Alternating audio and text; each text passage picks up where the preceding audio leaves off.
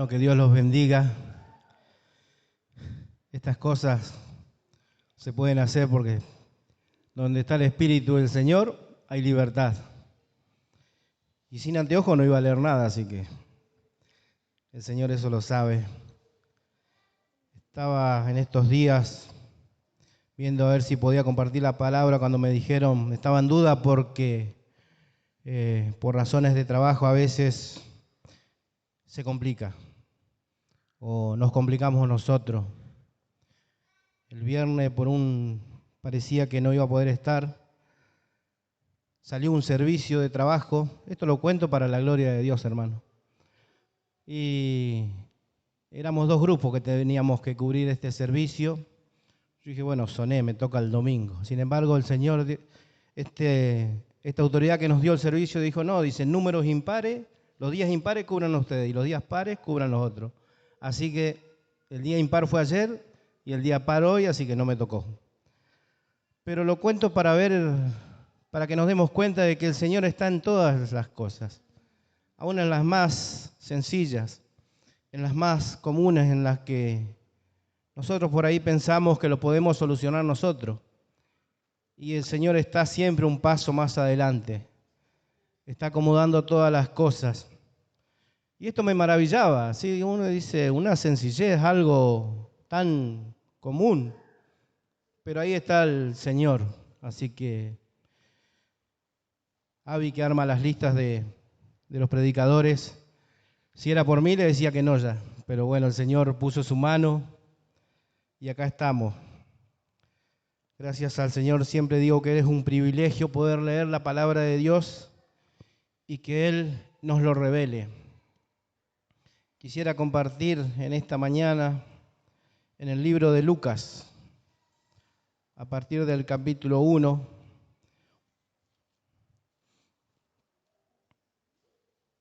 acerca de la vida de Lucas.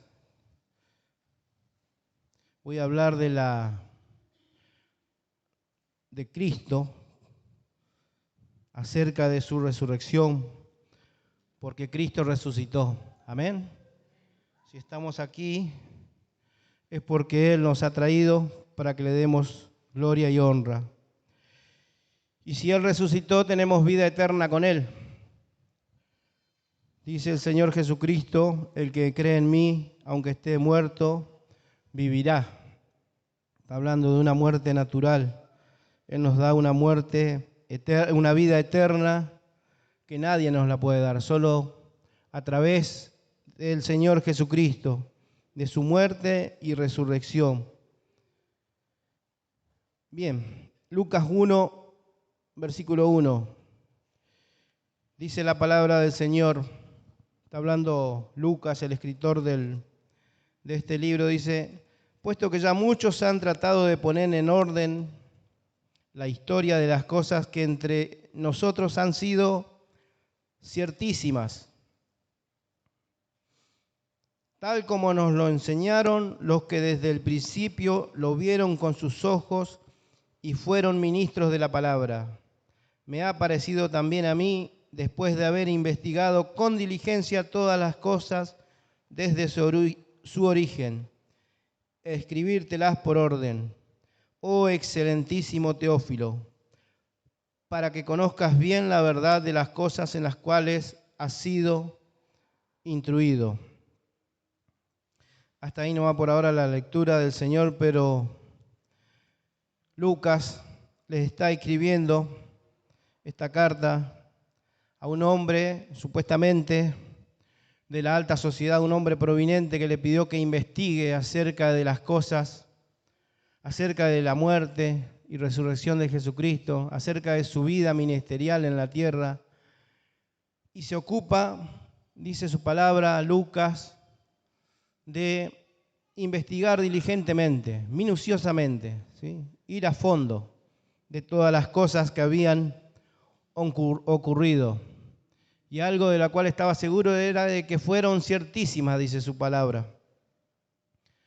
Si bien sabemos que Lucas escribió esta palabra inspirada por el Espíritu Santo, Lucas fue el único gentil que escribe esta carta, el único gentil que escribió un libro, tanto Lucas como Hechos, se le atribuyen a Lucas, y fue el único que escribe una carta.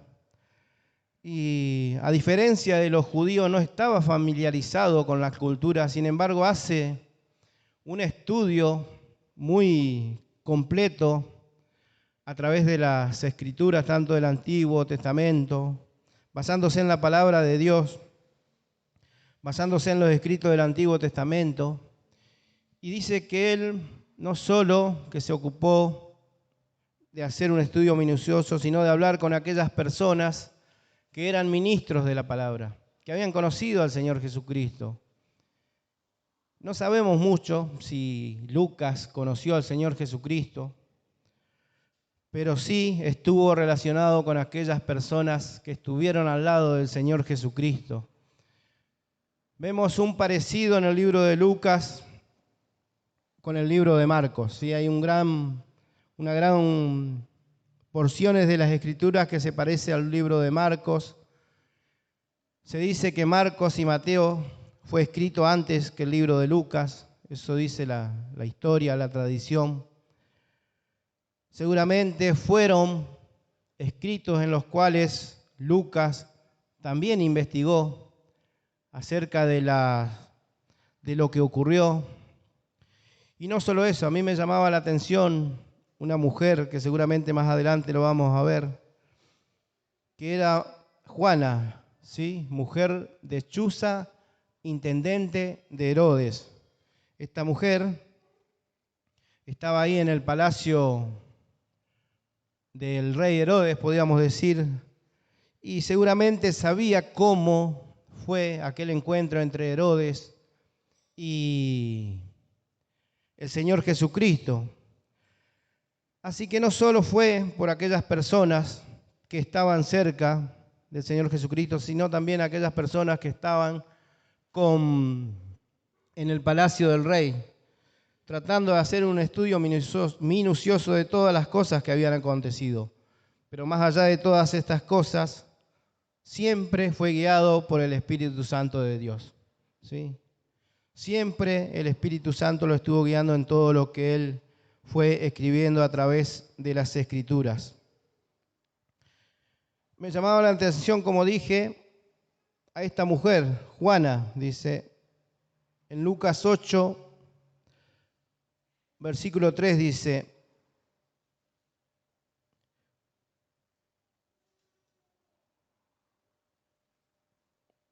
Juana, mujer de Chuza, intendente de Herodes, y Susana, y otras muchas que le servían de sus bienes. Como les decía, esta mujer que tenía una posición dentro del palacio, pero se encargó de las necesidades del Señor Jesucristo. Vemos cómo también Lucas, seguramente muchos detalles en las Escrituras que por ahí no lo vemos en los otros evangelios sinópticos, se valió de esta mujer para que le pueda dar información acerca de lo que ocurrió. Y vemos un hecho ahí en Lucas 23, del capítulo 7, versículo al 12, que al parecer, cuando vemos en el principio, podría ser un hecho que estaba más relacionado con las jurisdicciones que tenían estos reyes. Dice el versículo 7, y al saber que era de la jurisdicción de Herodes, le remitió a Herodes, que en aquellos días también estaba en Jerusalén. Herodes, viendo a Jesús, se alegró mucho, porque hacía tiempo que deseaba verle, porque había oído muchas cosas acerca de él, y esperaba verle hacer alguna señal. Y le hacía muchas preguntas, pero él nada le respondió. Y estaban los principales sacerdotes y los escribas acusándoles con gran vehemencia. Entonces Herodes con sus soldados le menospreció y escarneció, vistiéndole de una ropa espléndida, y volvió a enviarle a Pilatos. Y se hicieron amigos Pilatos y Herodes aquel día, porque antes estaban enemistados entre sí. ¿Sí? Había una enemistad entre estos reyes. Esta porción de las Escrituras no lo vemos en los otros evangelios. Sin embargo, a causa del Señor Jesucristo, para destruir a nuestro Señor Jesucristo, se unieron desde el día que se juntaron para hablar acerca del Señor Jesucristo, se unieron. Y Lucas hace referencia en el libro de Hechos acerca de lo que ocurre en una prédica. Dice, en Hechos capítulo 4, versículo 26, dice, un pasaje tomado del Salmo capítulo 2, dice, se reunieron los reyes de la tierra y los príncipes se juntaron en una contra el Señor y contra su Cristo, porque verdaderamente se unieron en esta ciudad contra tu santo Hijo Jesús, a quien ungiste, Herodes y Poncio Pilato, con los gentiles y el pueblo de Israel.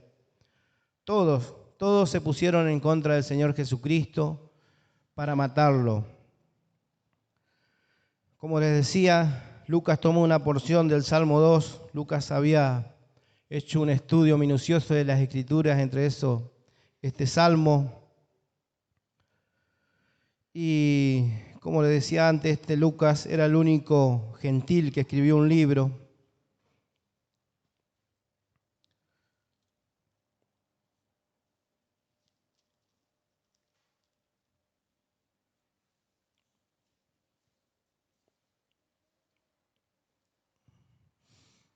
Ahora pensaba, ¿no? ¿Cuándo comienza la obra de Lucas en la Biblia? Porque él estaba en el ministerio, él cumplía una función dentro del ministerio. El apóstol Pablo los llama el médico amado. Y buscando, ahí vemos en las Escrituras cuando el apóstol Pablo recibe una visión en Hechos 16, versículo 9 al 10, una visión de un varón macedónico que se los dio el Señor Jesucristo. Y ahí dice su palabra, dice, y se le mostró a Pablo una visión de noche. Un varón macedonio estaba en pie, rogándole y diciendo, pasa a Macedonia y ayúdanos. Cuando vio la visión, enseguida procuramos partir para Macedonia, dando por cierto que Dios nos llamaba para que les anunciemos el Evangelio. Lucas comienza a acompañar a Pablo en su ministerio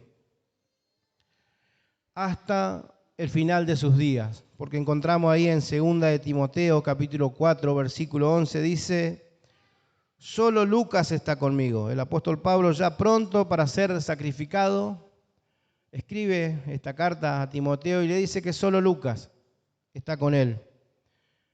Toma a Marcos y tráele contigo porque me es útil para el ministerio.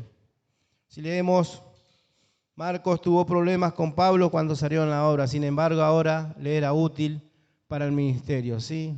Estas cosas que solo el Señor hace, que guía su obra, que obra por caminos misteriosos. Si vemos dos hombres de Dios como Marcos, como Pablo, que servían al Señor Jesucristo y en un momento se tienen que separar, ¿sí? Muchas veces podemos buscar una justificación, no sabemos lo que, o mejor dicho, sí sabíamos que Pablo no estaba de acuerdo con que los acompañe, sin embargo, los dos siguieron sirviendo al Señor. Y en sus últimos días de vida, podríamos decir, del apóstol Pablo, los llama porque dice, me es útil para el ministerio. Y Lucas era el único que estaba con él en ese momento. Pero lo cierto es que Lucas investigó minuciosamente las Escrituras. Como les decía, no se saben mucho de su vida. Pero yo me quiero referir en Lucas capítulo 24 acerca de lo que él escribe a partir de ese capítulo.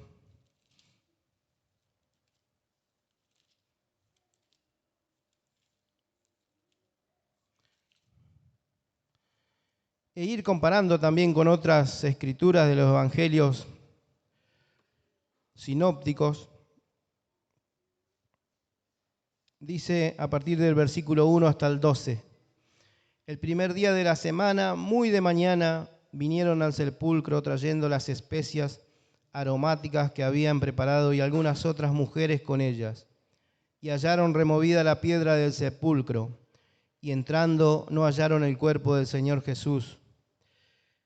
Aconteció que estando ellas perplejas por esto, he aquí se pararon junto a ellas dos varones con vestiduras resplandecientes.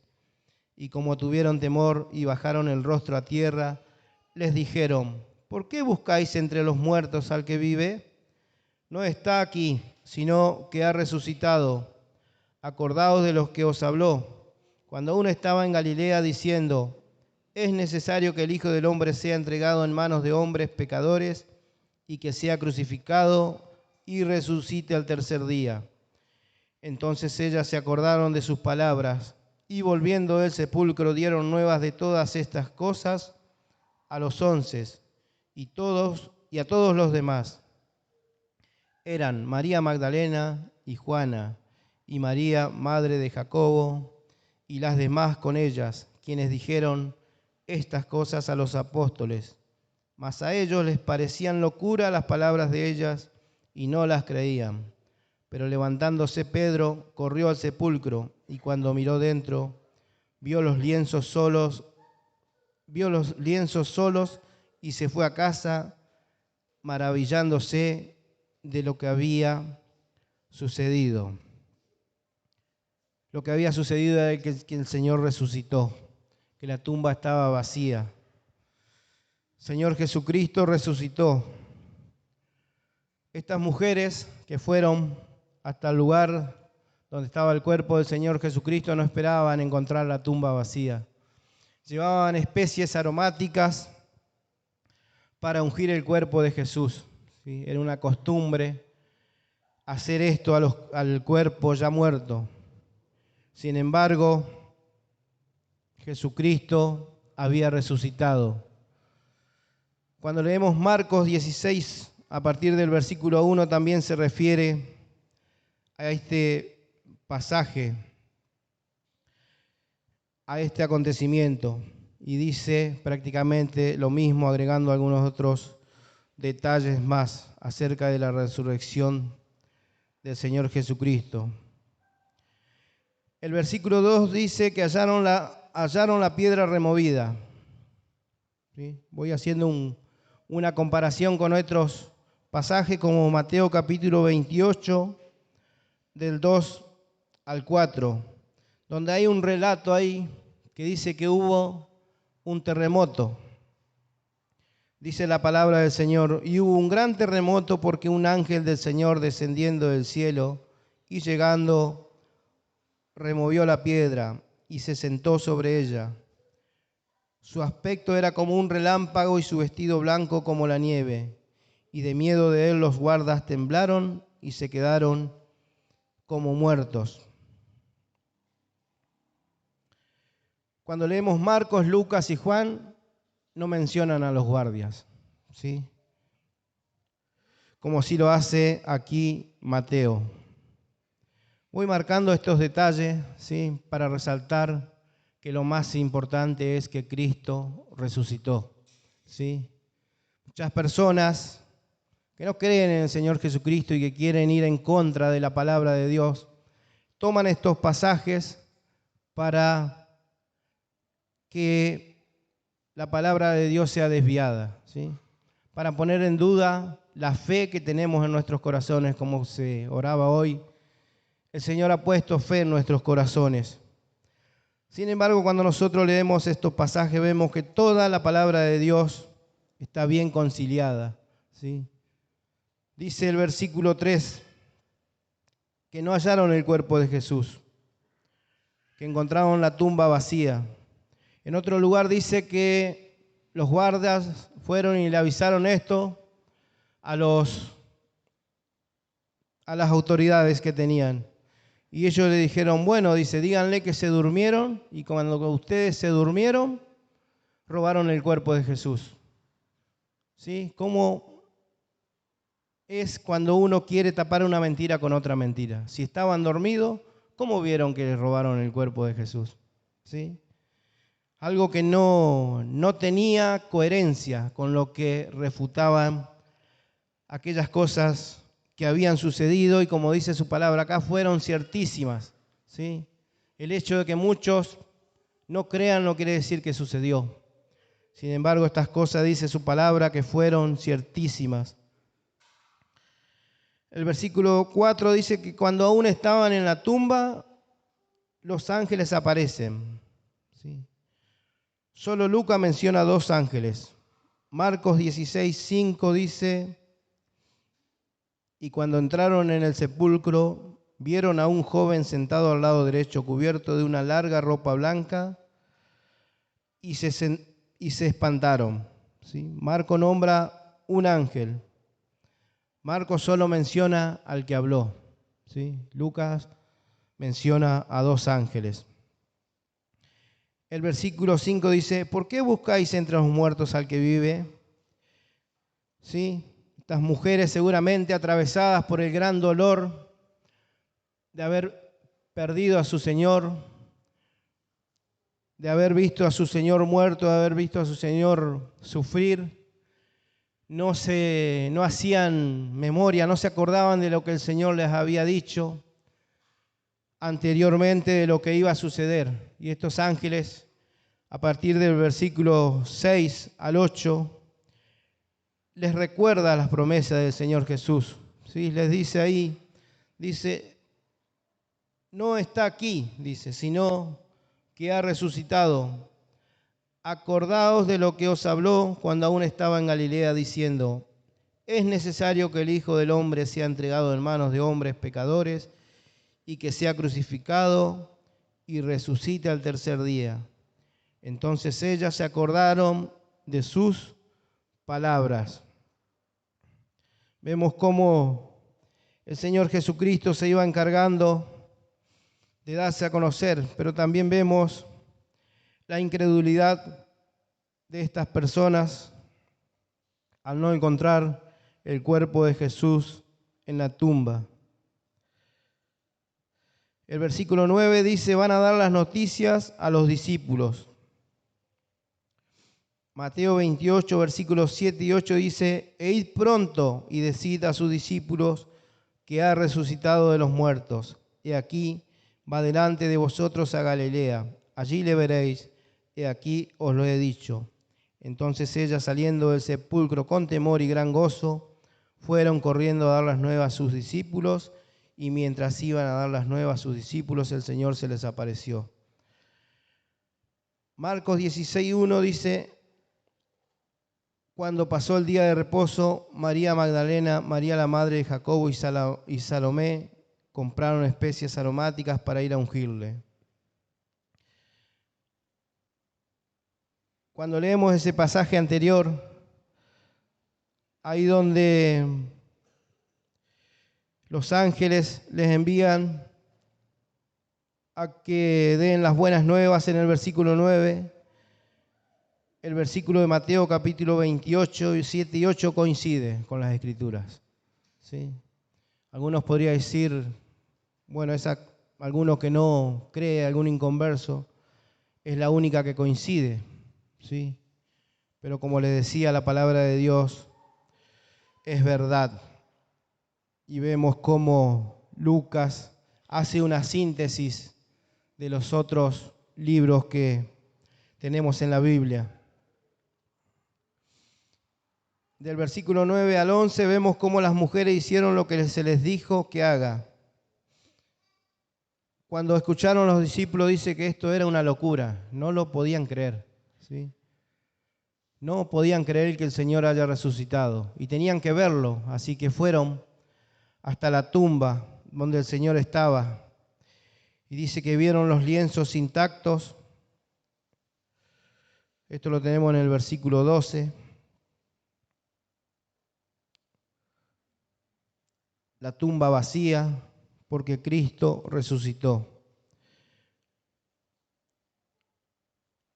Juan capítulo 20, versículo 4 dice: corrían los dos juntos, pero el otro discípulo corría más aprisa que Pedro, Juan y Pedro. el libro de Juan, escrito por él, dice que Juan corría junto con Pedro. Dice, pero el otro discípulo corrió más aprisa que Pedro y llegó primero al sepulcro, y bajándose a mirar, vio los lienzos puestos allí, pero no entró. Luego llegó Simón Pedro tras él, y entró en el sepulcro y vio los lienzos puestos allí. ¿Sí? Uno no entró, llegó primero, pero no entró. El otro llegó después y entró. Vieron los lienzos intactos, como les decía, y el Señor Jesucristo no estaba en ese lugar. Leyendo la última parte del versículo 12, dice que Pedro se fue a su casa maravillándose de lo que había sucedido. Y Juan capítulo 20, versículo 10 dice, y volvieron los discípulos a los suyos. ¿Sí? Pequeñas diferencias que vemos en los distintos evangelios, que el Señor iba revelando a mi corazón. Pequeñas diferencias en la escritura que todas son conciliables, ¿sí? Y no hay contradicción. Aquí, en estos pasajes que leímos, hay un resumen acerca de la resurrección de nuestro Señor Jesucristo, de lo que había acontecido a partir de que Él había muerto. Y vemos la incredulidad tanto de las mujeres, tanto de sus discípulos, que querían ir a ver, si no, no podían creer aquello. El Señor Jesucristo dice, más bienaventurado aquel que sin ver creyó. El Señor Jesucristo primero se le aparece a María Magdalena, después se le aparece a dos de ellos que iban camino a Emaús. Estos dos vuelven a Jerusalén, ¿sí? Y se encuentran con los 11 discípulos del Señor que estaban hablando de lo mismo, de la resurrección del Señor Jesucristo.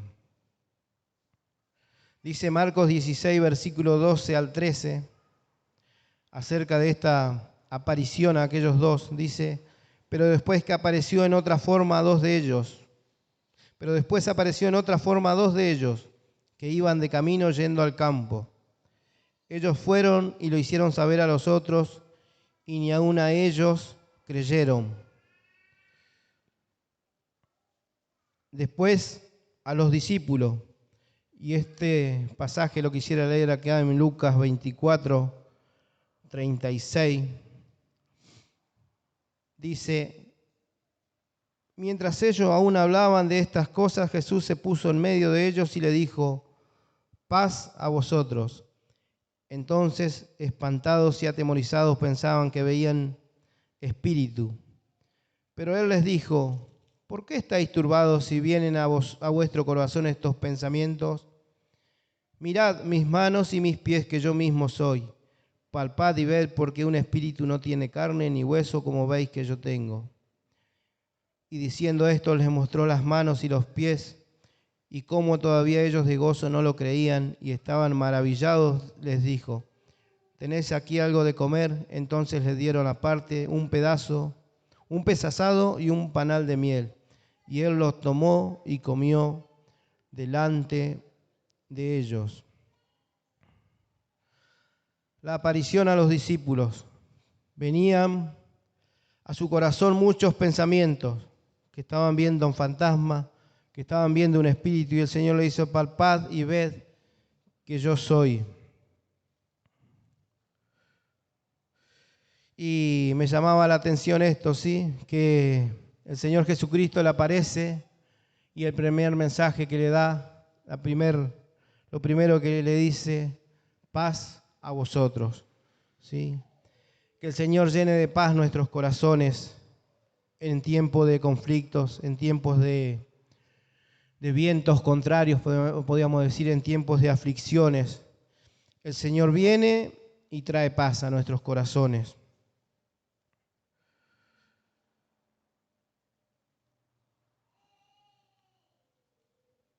también vemos acá que no hay una... El Señor le hace esa pregunta, ¿por qué vienen a vosotros, a su corazón estos pensamientos? Pero cuando leemos en Juan, vemos que se dirige a uno de sus discípulos, a Tomás.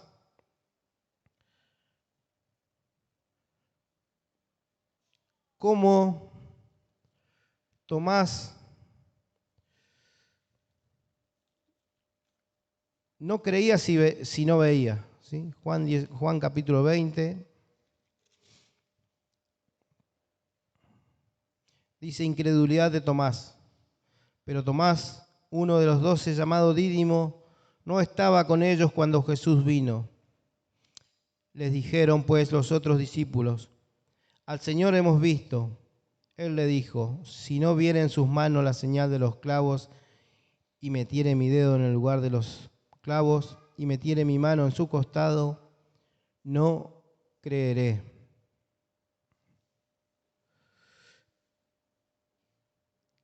Dice el versículo 27, luego dijo a Tomás: pon aquí tu dedo y mira mis manos, y acerca tu mano y métela en mi costado. Y no seas incrédulo, sino creyente. Entonces Tomás respondió y le dijo: Señor mío y Dios mío. Jesús le dijo: porque me has visto, Tomás, creíste. Bienaventurados los que no vieron y creyeron, ¿sí? Bienaventurado, bendecido, aquellos que han creído en el Evangelio de nuestro Señor Jesucristo, lo que hemos creído, sin verlos. Sin embargo, el Señor dice que somos bienaventurados, bendecidos. Y no solo a Tomás, ¿sí?, reprochó el Señor Jesucristo acerca de su incredulidad, sino a todos los discípulos que estaban reunidos ahí. Porque dicen en Marcos 16, versículo 14, dice la palabra de Dios: finalmente se le apareció a los 11 mismos, estando ellos sentados a la mesa, y les reprochó su incredulidad y dureza de corazón, porque no habían creído a los que le habían visto resucitado. Vemos diferentes apariciones del Señor Jesucristo después que había resucitado. Vemos a estas mujeres dando las buenas nuevas, tampoco creían. Vemos a sus discípulos que tampoco le creyeron. Venían pensamientos a sus corazones, había dudas en sus corazones. Sí, el Señor les reprocha. El Señor reprocha por qué no creyeron. ¿Sí? A Tomás también le dice, no seas incrédulo, sino creyente. ¿Sí? Hoy el Señor nos vuelve a repetir estas palabras a nosotros, ¿sí? Que seamos creyentes, que creamos que el Señor resucitó, que creamos que Él nos regala salvación y vida eterna, y que Él está con nosotros todos los días hasta el fin del mundo, y no nos deja solo. Podríamos seguir leyendo Hechos de los Apóstoles, donde los discípulos, mirando al cielo cuando el Señor ascendía, le aparece un ángel y le dice que este mismo Señor Jesucristo que fue al cielo, así como fue, vendrá otra vez. Vendrá otra vez. El Señor vendrá por segunda vez a buscar a su iglesia, ¿sí?, a los que han creído.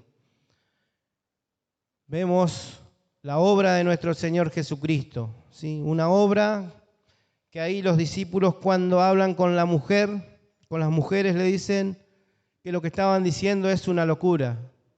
¿Sí? Para los que se pierden es locura la palabra de Dios, pero para los que se salvan es poder de Dios. ¿Sí?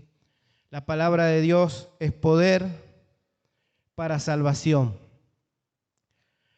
La muerte de Cristo es a través de su resurrección, es por el medio del cual somos aceptos delante de Dios. ¿Sí? No hay otro camino. Dice la Escritura que no hay otro nombre dado a los hombres debajo del cielo en que podamos ser salvos. Solo en el nombre de Jesucristo. Y pensaba, ¿no?, en esta locura de la palabra de Dios, ¿sí?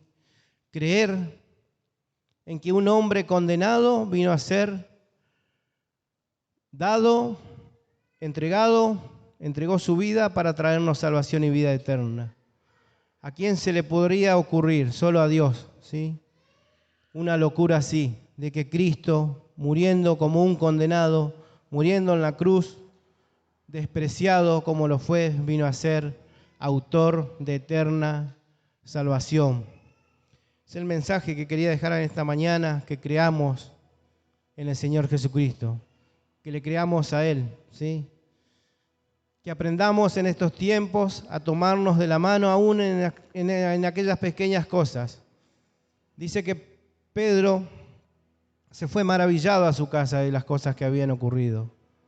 En otro pasaje dice que estaban juntos alabando al Señor, todos juntos, unánimes, glorificando, alabando al Señor por todas las cosas que habían ocurrido. Y esto es lo que tiene que hacer cada creyente en la iglesia, ¿sí? Congregarse, estar unánimes juntos, glorificando y alabando al Señor, dándole gracias por aquella entrega por amor a nuestras vidas. Dice que el Señor se entregó por amor a nuestras vidas, un amor que no lo podemos comprender en nuestros corazones, pero sí podemos creer que el Señor lo hizo por amor. El hecho de que muchos lo nieguen no quiere decir que fue verdad.